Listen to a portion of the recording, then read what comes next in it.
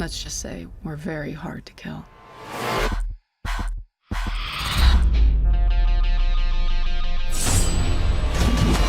What's the thing that got into you that make you want to make this movie? For me, it was a combination of meeting Gina, reading the script, getting the comic book, and all of those things sort of combined.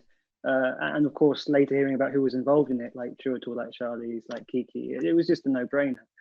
It was such an exciting prospect to be a part of this wonderful film. So all those things combined made it a really exciting venture for me. I felt the same way, you know, just that it was a really, I started the process with Gina, and I'm as excited about her as the director, and the idea of her tackling something of this size and all of these action sequences and her perspective and her way of really working with actors and those interpersonal dynamics, which I think are really strong in her films. And so all of those kind of things. And then, yes, absolutely, you know, the cast and the story itself and how exciting that is and how it touches on all of these very relevant and interesting themes, as well as being a lot of fun, you know. So I was excited about all of that. Most of the times when you have to base maybe a character or a story on a book, a graphic novel in this case, it's like you have to balance maybe the scripts and the things that are actually written on somewhere else.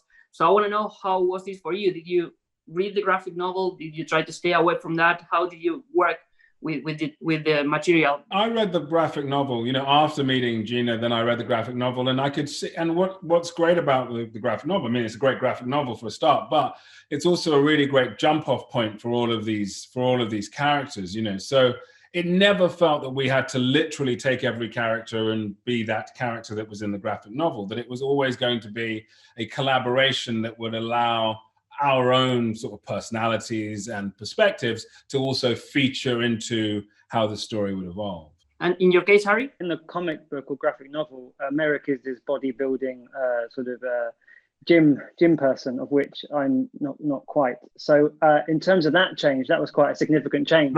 Not yet.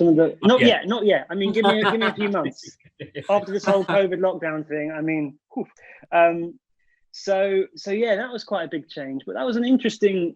I went into the room and I asked Gina and eventually Greg why that change happened, and they said, oh, we just became very interested in this idea of like pharmaceutical companies, a young entrepreneur, and I just thought, like Chiwetel said, it's great that it wasn't a literal translation of the graphic novel, because I think what Gina and Greg have done is they've sort of used it as a springboard and thought about how it would work cinematically, and that's really exciting to be in that process where ideas can change and move. That's always an exciting. Yeah.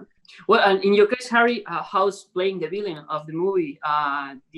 Where did you find maybe the psyche of your character? I looked at lots of young entrepreneurs and people that had done very well in business from a young age. That was sort of my starting point.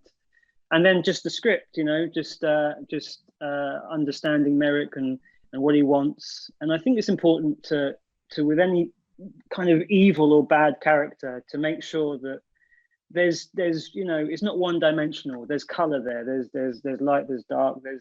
There's movement within that. Otherwise, it can become a bit sort of panto villain. So hopefully, when we meet him at the beginning, there's a sense that he is really trying to do something good for humanity that then goes a bit wrong and pear. I strongly recommend that we leave right now.